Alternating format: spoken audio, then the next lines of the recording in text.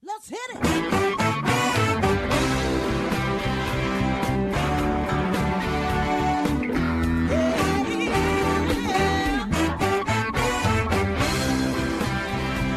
Well, hi, everyone, and welcome to Alzheimer Speaks Radio. I'm your host, Lori La Bey, and I'm so excited that you're joining us today. We are going to have a fascinating conversation, as usual, as we learn from people all around the world at all ages and stages of life. Stay tuned as we shift our dementia care from crisis to comfort. All right, here we go. What you think about, you will bring about the mental change. We will. Well, hi, everyone, and welcome to Alzheimer Speaks Radio. I'm your host, Lori La Bey. I'm excited to be here. If you liked our opening song, it's new. It's called Clarion Call. It's by the Mark Arneson Band, and you can go ahead and download that on any of the music platforms. They're actually donating the proceeds to Alzheimer Speaks, which I'm thrilled about. They're just an amazing band. And for those of you that are new to us, basically, I like to think that we're about sound information, not sound bites. I started this show because my mom had dementia for 30 years, and I thought it was critical that we raise everyone's voice and that we make it a little easier to find resources and support when we need it. So I'm so thrilled that you are going to be joining us today. Our guest is going to be Sue Ryan, who is an author and a care partner for her husband, who is now living in a community. And so we'll talk a little bit about that and a wonderful book that she has written, and she's got some giveaways for us as well. But I always have to thank you, our listeners. Your likes, your clicks, and shares have really made a difference, and it is helping people find information. So for that, I can't thank you enough. So keep liking, clicking, and sharing, and feel free to subscribe to Alzheimer Speaks Radio, or go to our main website, Alzheimer Speaks, and you can learn a lot more about us there and all the initiatives that we have going. I always like to give a shout out to the Memory Cafe directory, because I think it's such a wonderful support group for families and people living with dementia. Now, needless to say, with COVID going crazy all over the world, memory cafes are not meeting. But many are online. So go to Memory Cafe directory and you can find out more about that. And then I want to also give a shout out to Live to Be Healthy. They are live streaming their fitness classes, and you can find out more by going to live and then the number 2 and then the letter B, healthy.com, or you can email Kelly, Kelly, and then N for her last name at livetobehealthy.com. We are also doing a weekly open mic on COVID on Friday at 2 o'clock Eastern, 1 Central. That's 12 Mountain Time and 11 Pacific. And all are welcome to join that. So let me go ahead and introduce you to our guest today. Ryan is the founder of Our Journey of Love, which helps people take the best care of themselves and those they care for. Her journey includes roles of care support as a granddaughter, a daughter, a wife, a friend, and an advocate. And during her early experience, she told me that it really felt like it was an emotional roller coaster for her, not knowing what to expect. And I think most people listening can understand that. So, like most of us, she felt overwhelmed, exhausted, frustrated, confused, fearful, and very disappointed in herself. But she has come out the other side and is filled with knowledge. So, Sue, welcome to the program. How are you doing today?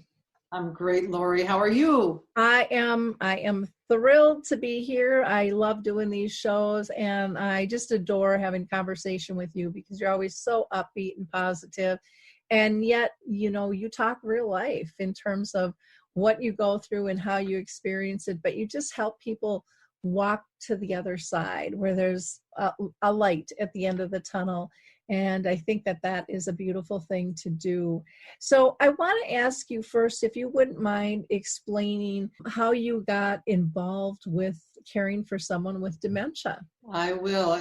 More than 30 years ago, our next door neighbors, Bob and Mary, which are, the names were changed, but our neighbors, Bob and Mary developed dementia. And we were all trying to help both of them. And this is before the internet, so we didn't have places to search. The Yellow Pages didn't have anything. Nobody talked about it, so there were no communities. The doctor only talked medicine. So we didn't know we didn't know anything about it. We didn't know what we were doing. We were constantly feeling frustrated. There were moments when we felt good, and then there were moments when things just crashed. And I say we felt like we were on an emotional roller coaster blindfolded. And so the first experience was just really hard on everybody. And we always felt like we were letting each other down.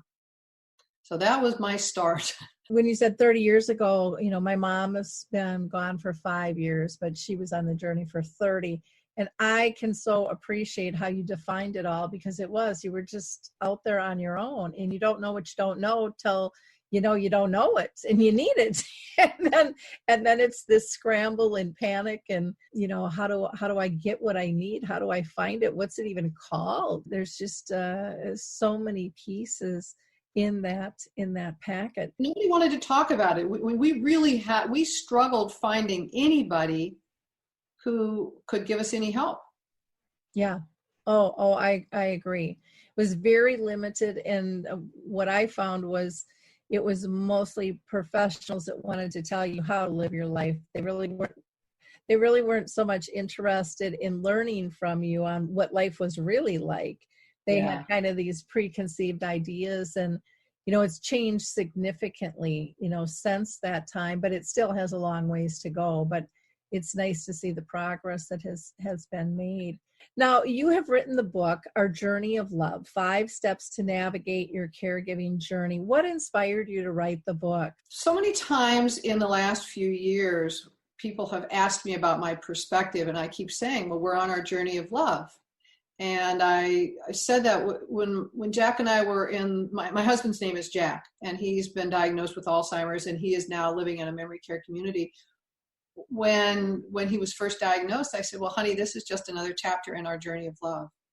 And so my perspective on it from a loving place and from a positive place has been something I've developed over the years. And I was sharing it with more and more people, and finally just felt called to really try to share it with more people, because it really helps. My perspective keeps me open and balanced throughout our journey with all the experiences. Well, and I think that being open is so important, sometimes. And I know for myself in the beginning, I was very task oriented, and I was routine, and everything was going to get done in a timely fashion. And dementia had other plans, and it wasn't necessarily my mom. It was just the disease. And I found myself, and I can look back and laugh at it now, where I was like, no, we need to do this now. And if I would have just gone with the flow and been spontaneous, we would have gotten to what I felt needed to be done so much sooner, so much easier.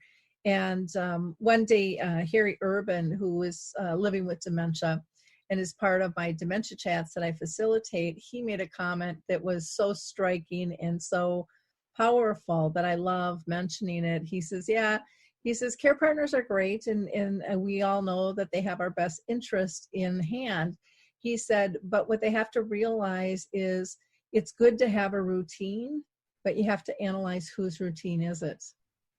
Because it's much harder for us to follow your routine than it is for you to adjust and follow ours. And I thought, where was that lesson when I needed it, many moons ago? I learned that kind of the hard way.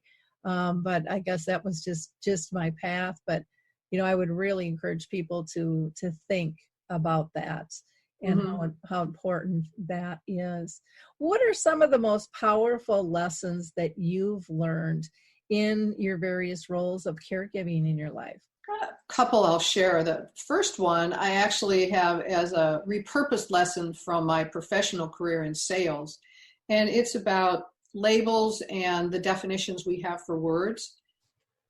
What I learned in sales is if our prospect used a word and we had our definition of it, and that's what we assumed theirs was, we could miss the mark, and that would have a really negative outcome on our goals.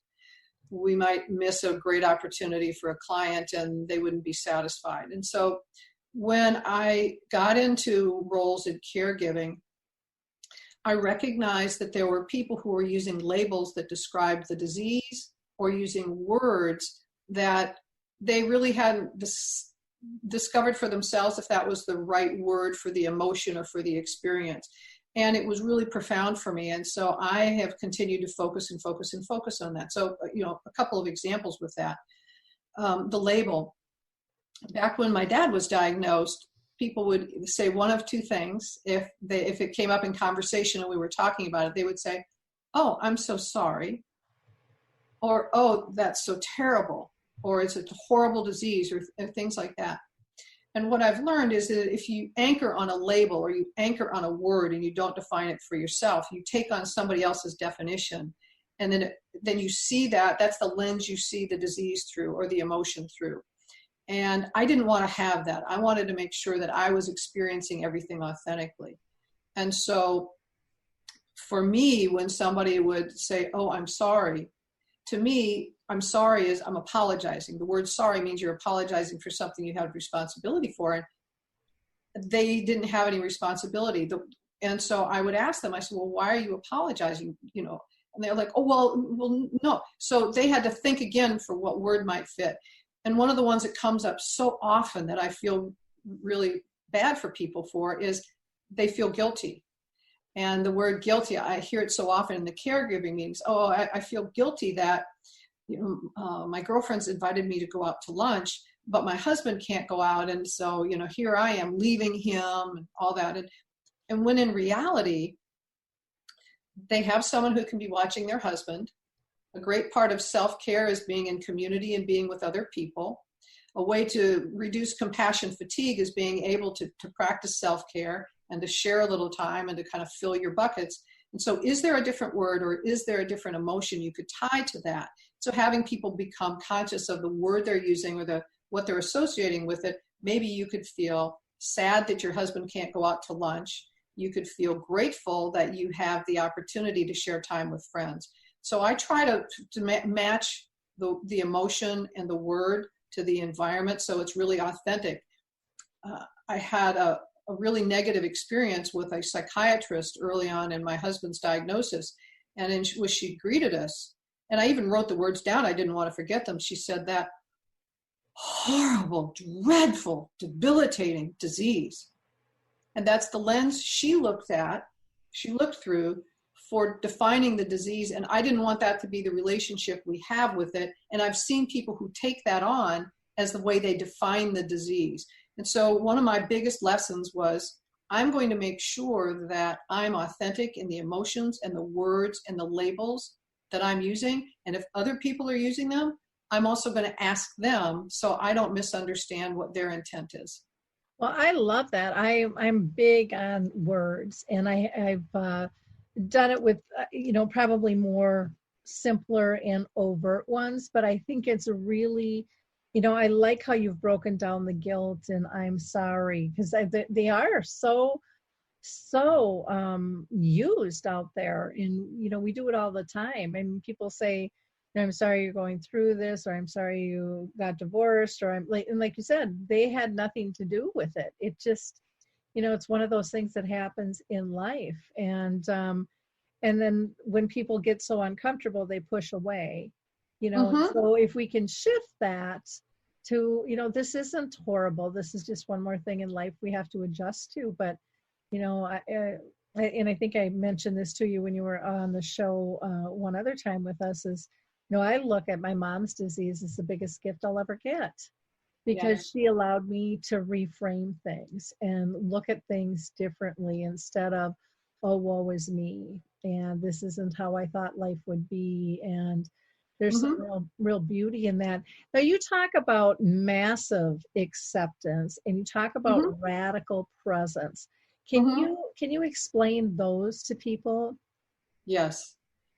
When I was in roles of caregiving earlier on, I would accept it, and there was the kind of the but. And what I realized, I kind of went back again to a repurposed lesson. I realized that when I was in junior high school and we were studying in science class the concept of infinity, I couldn't grasp the concept of infinity. And it was so easy for me. I lost myself. I couldn't get beyond it. I was frustrated. My parents were like, well, it's infinity, and they were fine with it. Everybody else was fine with it. And I was just lost in it. And my science teacher finally said to me, there are some things in life we have to accept without the need to understand so we can move on. And when I have been in caregiving roles, I have realized that it's so easy to lose ourselves when there's a significant event, when something happens. It's really easy for me to lose myself. So if I don't practice intentionally massive acceptance, which I accept everything exactly as it is, I don't mourn the past. I don't try to project or look for things in the future. I don't look through the lens of the disease. I don't try to map something that may be coming up in the disease to what the behavior is. I accept it completely. That way, I'm allowed to stay radically present. And if I'm radically present, then I can observe exactly what's going on. And again, not through the filter of the disease or anything else, which allows me to see these moments of joy. For example, we had a musician came in and played wonderful, wonderful music. And there's a woman who's lost access to almost all of her mobility. And his music was so upbeat. I happened to glance over and I could see her move. Her foot was moving just infinitesimally, but she was moving her foot. And I thought, here is somebody who it's so important for her, and she's so engaged with this that she's able to make that tiny little movement. And I shared that with everybody, and we were all so thrilled that in the moment, this beautiful woman was able to experience that. And so if I'm radically present and I've accepted the disease, I'm not saying, oh, how horrible it is that she's lost access to mobility. I accept the fact that she's lost access to mobility, and yet she's present here, and I can see what's going on. It also helps me in those challenging times. There have been situations where Jack's in a dementia moment, something's going on and we can't really, figure out what it is. But it allows me, if I'm radically present, to try to put myself, kind of what you were saying with your mom, it allows me to put myself in his perspective. How can I try to come at this from where he's coming at it? And how can I help serve him the best? How can I get creative? How can I be open? We talked about words. If I use the word guilty, that's a word that closes down. It doesn't keep us open. But if I'm radically present and I've accepted that this is what it is, I can be really open to the potential and the possibilities for what can occur. Yeah, I found for me, I learned to really pay attention to all those nonverbals. Like you said, that little teeny movement that most people won't see. The twinkle in the eye, the just little subtle, small, itsy bitsy things. But I found that those, since my mom's been gone now 5 years, I find it's those moments that I remember intensely and make me feel connected and give me comfort. And, I think a lot of this disease, and people might laugh at me for saying this, and I kind of think it with the COVID too, that they're here to teach us a lesson to be better people, to get back to a sense of completely agree. I am so much better a person for the caregiving experiences I've had, and I continue to have so much better. I completely agree. Yeah, and they do. They teach us every day and help us put things in perspective. Yeah, well, and when you're not trying to control it, I found for myself, I was just much calmer. I mean, I could roll with the punches or, figure out what was going on so much faster than when I was fighting it all the time or saying, no, I don't want this. It shouldn't be this way. It's got to be different. I found different ways to connect. One of those I'll just share with you is everyone a lot of times is worried that they're not going to remember your name. And my mom used to, towards the end, she would call me her mother. And so I'd come into the nursing home, she'd be sitting with her friends, and she would always say, and there's my mother. She takes such good care of me. And she was just so joyful and so content. And I walked in one day with my older brother, and he was so upset. What is she calling you grandma for? You don't look anything like grandma. He just went on, and she doesn't know my name either. And how can she not know me? And da, da, da, da, da. And I said, Mark, I said, you have to remember, first of all, mom and grandma didn't have a good relationship. Somehow through this disease process, that's been healed. What an honor I get to be part of that. Let go of the having to have the emotion of it being the way you want it, and just having you've got a very clear lens, and we can see the beauty of that. If you didn't have that acceptance and being open to that, you wouldn't have made that connection, and your brother didn't have capacity to make that kind of a connection. And I really feel so strongly that when we are able to be present in the experience and look at it from that way, we can see just those tiny little moments or those huge lessons for us that we can then repurpose in other areas of our lives. Yeah, it was, and I think too, when you realize, when you can be that, radically present, as you say, you really get to appreciate their joy, their comfort, and it slows us down and says, wow, they're having a great day. That makes my day better. Yeah. I mean, it's just a really simple thing, but we so often don't take advantage of those breathing moments that can just, where you can be grateful, where you can be happy, where you can slow down. Those are really powerful, powerful moments. Now, in your book, you focus on finding positives in the experience, which we've been talking about, while still honoring the challenging times, because there's tons of those at every twist and turn. We never know when they're going to hit. Why is that so important to you? Getting back to where I was talking about defining words and making sure that I had a definition for it. When I looked at the word positive is something that is open. We're open to possibilities and we're open to potential. And so for me to want, for myself and for those around us and the care receiver to all have our most positive experiences, doesn't mean that we don't have challenging experiences. It just means that we can be authentic to whatever that experience is. And so, for example, one of the things that happened not long ago with my husband is he was losing the ability to figure out how to sit down on the toilet and how to put his pants down. And in the beginning, it could take 20 minutes for us to get that kind of a connection. And what we were trying to do is everything we could possibly do to give him comfort. And by being able to stay positive and look at this, not from what he couldn't do anymore, not getting frustrated with it, but keeping my mind open, one of the nurses and I came up with a really creative option to give him something to do because he was afraid to let go of his pants. We figured out because Mass everyday Catholic, very, very prim and proper, all moral, all the good things. He did not want to put his pants down in front of anyone else.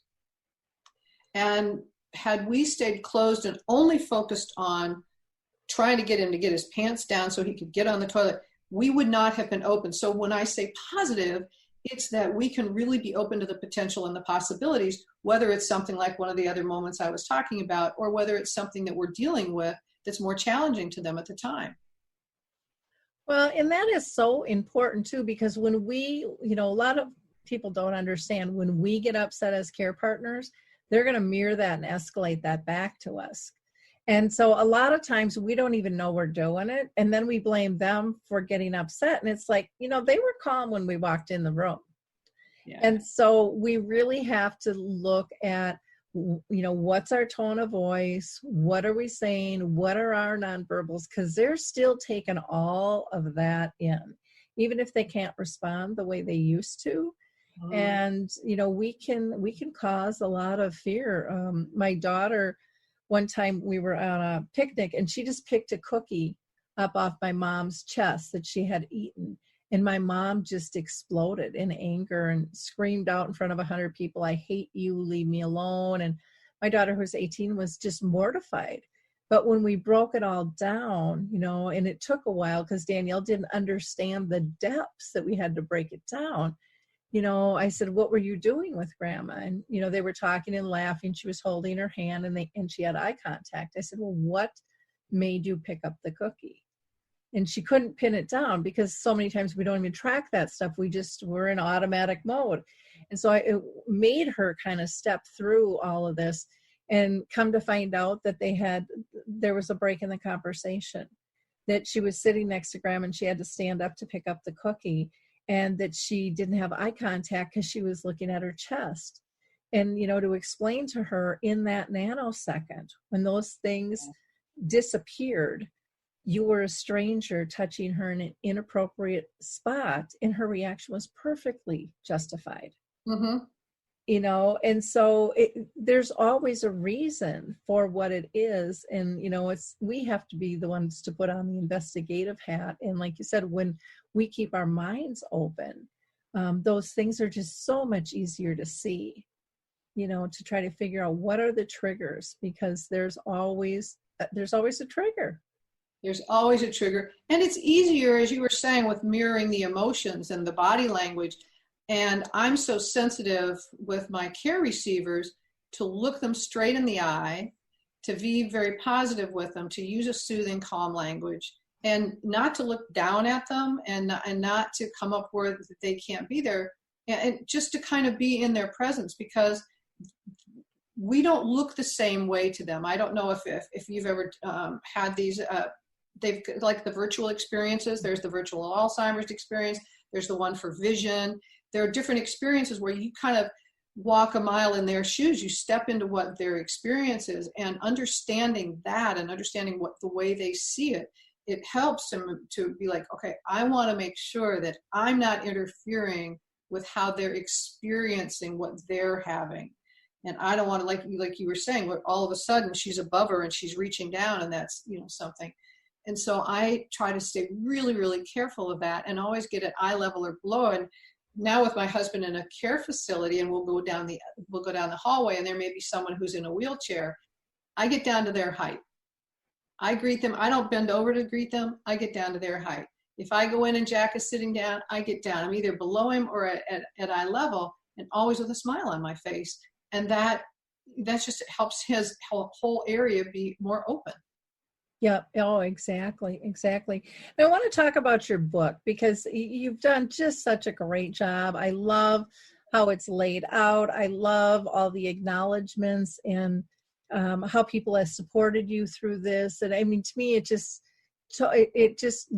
told me so much about who you are, your essence. And I loved that. And then the book is broken down really nicely. Why don't you tell us about how you broke it down and why? And then I for sure want to talk about the elephants, because you have a lot of references to elephants in the book. And Yes. When I talk about the 5 different kinds of steps to navigating the journey, as with anything, it's not that it's linear. It's not like you're, taking a model car and you're building it and you follow steps 1, 2, 3, 4, and 5. I kind of walk through the emotions and the awareness and the opportunity and go to hope. That when I first started in my first caregiving experience, I felt helpless and hopeless. I was confused. I didn't know, as I had mentioned. And then it was, what are some of the resources that allowed me to start having a more positive experience? What were the lessons that I repurposed from other areas in my life? What were the things that I learned from other people that just kept building me up and building me up and building me up to the point where then I could talk about what hope is. And I talk in their book about finding hope. And I've had conversations with people who say, well, there is no hope with Alzheimer's. And I'm able to separate that, and we can have a conversation about what hope is and how they can have hope, and how they can look in their lives from a positive perspective. So it's more like navigating their emotions and their acceptance, and then the potential that they have, so that this can be a very positive experience for them. And it also walks them into having permission. A big part of what I do is I go in the book and I break down kind of the different responsibilities and areas of caregiving, and I do it in some other areas. But one of the things I learned in my life, we're not all wired the same. So we don't all act the same. We don't react the same. And when we have stressful situations, we need to be able to have permission to know who we authentically are, so we can have the best relationship with it. So I talk about that a little bit, where like, people who are like Dr. Jekyll and Mr. Hyde when they're under stress and when they're happy. And so I talk about a variety of different things in the book for people to step in to understand their own personal relationship, what their emotional relationship with it is, how to break things down so nothing's overwhelming. It's a big part of getting through there. And then to find hope and beauty in the experience itself. Well, and I think the hope and beauty is so critical because, again, I'll go back to the beginning of my journey. Everything was doom and gloom. I mean, nobody said anything about living well with this disease. And even though we have a lot more advocates out there and a lot more books even, out there on this, and videos, and, we're having the conversation, still the majority of the people feel hopeless when they get that diagnosis. And I think it's something that needs to change even at the doctor's office when the diagnosis is given, because it's just critical. There could be a great life with this disease, and they don't know how long it's going to last. They told me, my mom, maybe 7 years. She lived 30. And then you had people arguing that, well, she couldn't have it because you don't live that long. Well, there's so little we know about dementia. It's kind of like COVID-19. There's so little we know. We're tracking it. We're trying to figure it out, but everybody reacts a little bit different to it. Everybody's environment's a little bit different. And so learning to look for the positive, I think, is so critically important, because I'm a firm believer you find what you look for. And so some of it is just changing that mindset to the possibility of doing stuff different. And I think part of it is being brave enough to try. Even if it doesn't work, just be brave enough to try and feel good that you took that chance to try to improve it. And, and just because it didn't work one moment doesn't mean it's not going to work another moment. But, I think it gives you a sense of purpose too. For me, it was like, I don't want this disease and this journey to be for nothing. I want to help the next person. And I think there's a beauty and a gift in that. And I think it also helps empower others to step up and not be so afraid. And, everybody likes to volunteer or help the next person out. This is just another way we can do it, by just simply having a conversation and telling people honestly what's going on, what it's like, what's working, all these simple things that we're talking about today. Granted, they're not necessarily going to change overnight. A lot of it's mindset, just catching it in the beginning. And once you kind of flip that switch, I think for most people it happens pretty quickly once they're committed, once they believe that a word can make a difference, that they can educate somebody else on what they've learned. This kind of information goes viral, and because people are in need of it. So I really appreciate you taking the time, to be with us and to write the book. I know I still haven't written mine. I've got a couple of them in me, but I know it's a lot of work. The Journey of Love. Before we close, I do want to ask you, because there are a lot of people who have a loved one in a community. How are you and Jack dealing with that? Because I've got the massive acceptance and radical presence, and you had talked about purpose, because I've really connected with my purpose with the journey, which is to do everything that I can to support Jack being safe and happy, and then recognize that part of my responsibility as a caregiver is to make sure that his support team has everything they need to do their job so that he's the best resident and I'm the best caregiver, is that I am following their guidelines. I have several weeks ago, I was there on a Wednesday and they asked me to leave. They said, we've been asked to have everybody leave. And I said, okay. And so I send cards, I send notes. I'm staying very, very balanced, very accepting. We have a few video conferences. And one of the people who was talking with me the other day said, well, what happens if he doesn't remember you when you go back? And I said, I accept that the disease means that there will come a time when he will not recognize me anymore. And that is his head. That's the disease. That's not his heart. I know that he loves me. And so I accept that if part of what I am sacrificing in order for everybody to be healthy is him not remembering me anymore, that's a sacrifice I'm willing to make. It doesn't change how I feel about him. I'm not blaming anybody else. It's part of the disease. It's part of the progression, and it's part of what we're all going through. So I just enjoy the moments of seeing him and doing everything I can to support the team. But I don't have, I don't have anger or sadness or any emotions that aren't going to serve me about that. Well, and I think that's a wonderful way to look at things. And I know even with my mom, there was a period of like 3 years, she didn't say my name. And I didn't know if she knew my name. And then one day out of the blue, she did. She mustered it up and we had a quick giggle over it. And then she fell right back to sleep. And so we are connected on such deep heart levels. And for me, the journey really taught me that there are many levels of unconditional love. And you're not going to find them if you're not open to seeing them.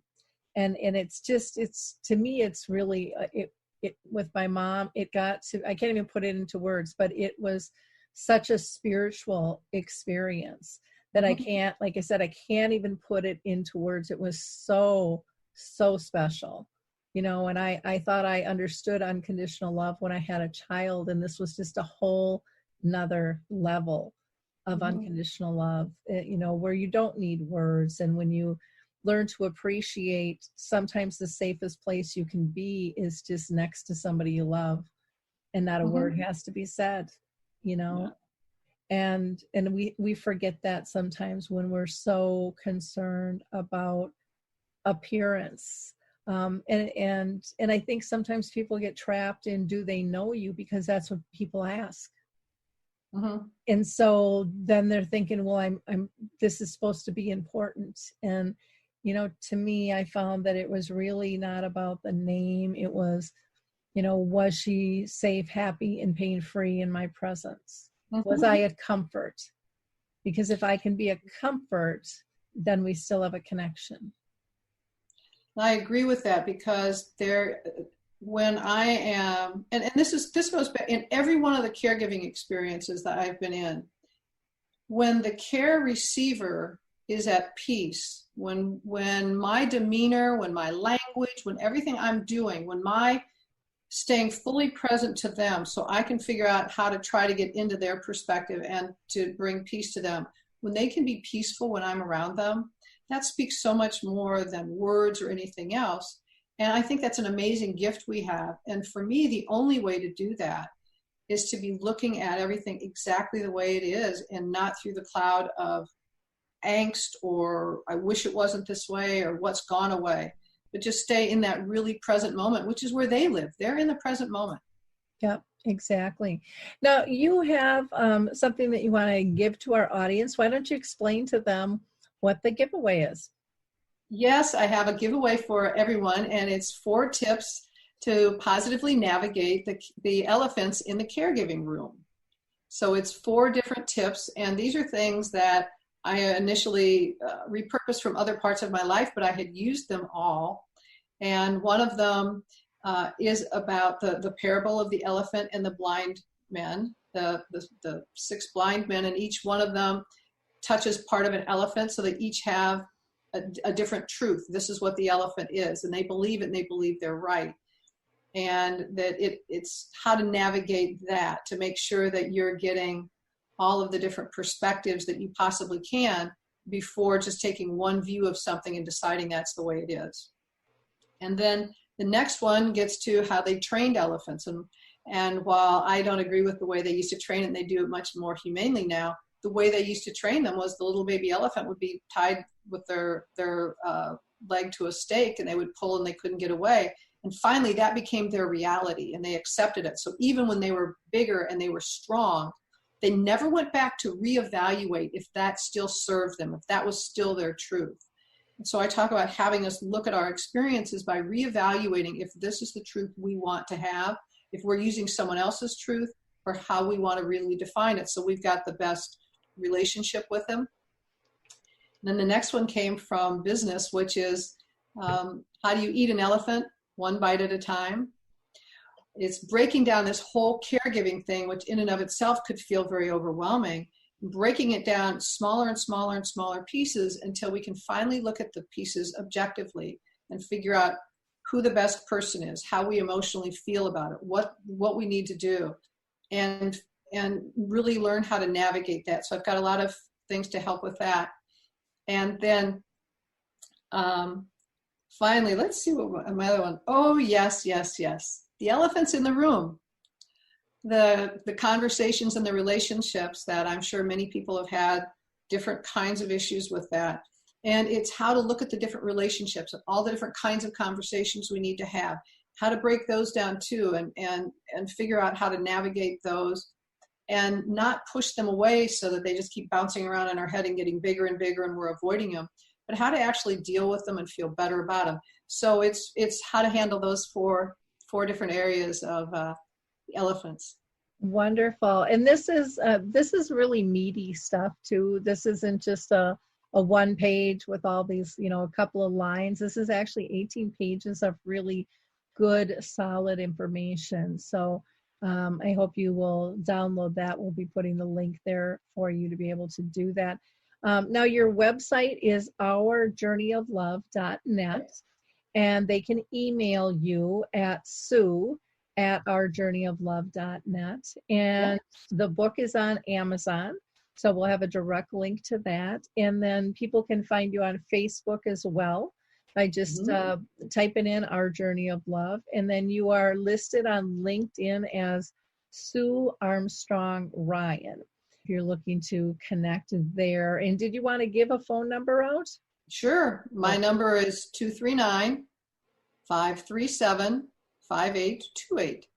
Wonderful. Well, thank you so much for spending this time with us. Like I said, I just enjoy talking with you. I feel so in sync with your philosophy and caring, and I just think you're doing a beautiful job, and I would encourage people to go check out Sue's site. Thank you. Thank you, Lori. I appreciate that. Thank you for all you're doing for our community. Talk about paying it forward. You're paying it forward in spades over and over and over again. And so a lot of people are having a better caregiving journey because of you investing in so many of us. So thank you. Well, thank you.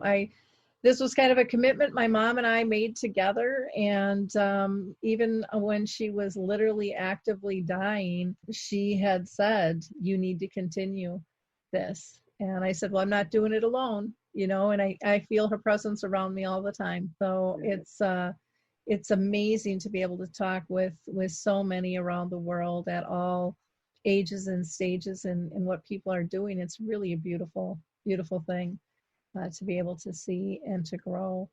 So again, thank you so much. In wrapping up, I just want to thank you all for watching and listening to the show, whichever way you took advantage of it. Again, please pass it along. And if you have any questions or comments, you can go to alzheimersspeaks.com. There's a big gold contact button. Feel free to reach out to me. Maybe you can be our next guest.